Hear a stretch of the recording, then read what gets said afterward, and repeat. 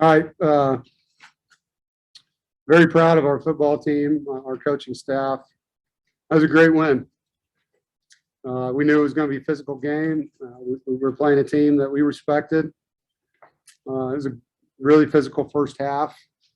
I thought we made some very good adjustments at halftime, and the guys had resolve and came out and really just exploded in the third quarter. It was great to see Emeka break the record for catches. Thayer, a 100-yard game. Took care of the football in the rain and the wind, didn't turn the football over on the road, blocked the punt for a touchdown. The things you have to do on the road, win the turnover margin, and didn't give up explosive plays on defense. Really the only things that hurt us were defensive penalties, and we were able to overcome those, obviously. So we're just really proud of our team, and just keep working and look forward to getting home. But you guys made some adjustments. What adjustments specifically you guys? They had 100 yards rushing to half. Yeah.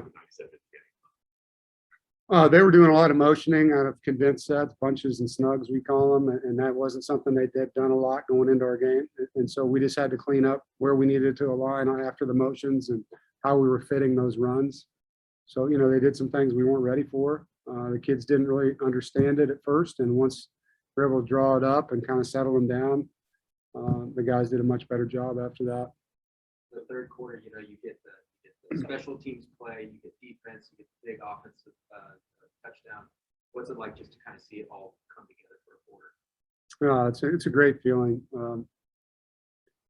Complimentary football, the offense doing their part, defense doing their part, special teams doing their part. We challenged our special teams. They had made some comments, not about us, but about how good they were on special teams last week, and we took that as a challenge. And I told our players, if we don't outplay their special teams, we won't win. And the guys did. They played really well across the board. Chris Dunn did a tremendous job tonight. The protection for everybody, the coverage, the punts by Trent Gill. So the special teams were a major impact in the game. And, it's just fun to see guys, blood in the water and not let them back in the game. That to me is what championship football teams do, is they don't let people back in when you have them on the ropes like that. So guys took advantage of, our momentum and never gave them any back. I mean, was this that third quarter, the fourth quarter, the second half, was that kind of a statement to maybe the rest of the league? I hope so. I mean, look, I can't control the lack of respect that we seem to get publicly. We know about it. Our team recognizes that people don't think we're good, and we're just going to take care of what we can. We're going to focus on us. We're going to take the next week and try to get better again, and just keep trying to get better, keep trying to win games, and we're going to end up where we're supposed to be at the end of the year, and people will think what they want to think. At halftime, did you feel like, okay, we took their best punch? Yeah. And we really shoot ourselves in the foot for it. They were doing that. Well, I was hoping we could get the adjustments made we needed to. I knew we were coming right back out on defense. It was great to get the Mayday field goal right before the half, because we told Devin we can't take a sack. We didn't expect to have to do that. So the guys were ready, and that was awesome to get those 3 points right before the half with them getting the ball to start the third. But yeah, I knew we took I told them, look, you're going to get punched in the mouth in this game. Like, that's who BC is. But that doesn't mean they won the game. That means they hit you, and you're just going to have to hit them more. And we did. We hit them a lot more in the third quarter. You talked about that crazy play that card that kept you, the back. I didn't get to see it, so I look forward to watching that. One of the things I did with the team on Friday is I showed them contact catches that we need to make, that we've made before in other games. Devin's made several this year. I showed them plays from the Clemson game against BC where they didn't make contact catches and could have made that a lot bigger win for them, because they play tight man-to-man coverage. You have to be able to make contact catches against BC. And so Devin took that to heart and made a great play for us. So something happens like that early on. You've been around this game long enough. You feel like, okay, this is the night where the ball is bouncing our way. Yeah, I don't know. I'll have to look at that. Like, there were some things called officially that I'm not allowed to say bad things about, but I wouldn't say those things went our way at times. But we were able to overcome some of that stuff, and there was a play overturned in the game that hurt us. Our guys just made plays, and the bottom line is we executed really well in the second half. And that was enough to separate the two teams, and they're not built, to catch up in a game like that with that kind of weather. How satisfying was it to put together this concentration offense? Yeah. That's all we've been talking about all season. And really, if you go back to last year, Jonas, like we found different ways to win last year. It was a blocked field goal against Liberty. It was a blocked punt against UVA for a touchdown. Blocked punt against Duke. Offensive scores, defensive stops.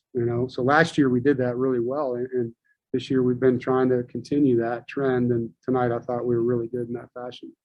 How good is Devin Doeren playing right now? I think he's 12 touchdowns, no interceptions the last 4 years. Knock on wood, but yeah, he's playing good ball for us. There's some things he can do better, but he is playing confident. He's executing the offense. He's protecting the defense and not turning the ball over. He's giving our receivers chances to make plays. So proud of Devin. He does a lot of things for us that help us win games. Devin Boyd give you a lot of attention for the interception, but I thought the play for how he tracks down the tight end doesn't come to play and knocks the ball out of his hands and then just go. How big was that play for Boyd? Devin's practiced really well the last 3 weeks. He's earned more playing time, and they rewarded him with that, and he capitalized on it. And it doesn't surprise me. He's a coach's son. He takes practice very seriously, as does Betty. Goes in and makes a safety at the end of the game. The guy doesn't know if he's going to play, but he practices like he's going to start, and that's awesome to see. I know he's obviously not playing the rest of the season, but before the game, you see Cyrus running around. Yeah. And he's just like, from the moment he's hyped. He is. What does he just bring to the team, that obviously he can't do on the field? Yeah, he is definitely a leader.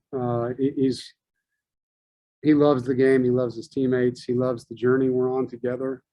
He knows that he can only control what he can right now, and the best thing he can do is help his brothers, and he's doing that. And he's doing it with a lot of flair, man. The sideline we have, I told the team this, like when we line up in the opening kickoff, their sideline should be jealous of the energy that we have on ours. And we had great energy to start the game. That made me feel good, because I think that's important for these guys. You're in a sold-out stadium. Their fans were screaming at us, MFing us, everything. That's great coming out of the tunnel, and they're calling you this, that, and the other. And then we got more energy, showed our cohesion and brotherhood, and Cyrus leads that group over there. You touched on it briefly, that's a working record about his career and, Yeah. the great receivers coach against the top guy. Yeah, we've been playing football at NC State a long time, 139 years or something like that. And he's the all-time catch reception leader in school history. That's a big deal. And as you mentioned, there's so many good receivers that have played here. And so I'm proud of them.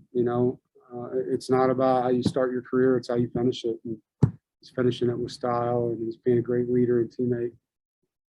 You look down and say, hey, we got to get one more catch. We did. We did. We had to get him one, even though it was a negative gain. It doesn't matter. It still counts, right? Can y'all go back there and get him, and I will get you on this? Is that good with y'all? Yeah.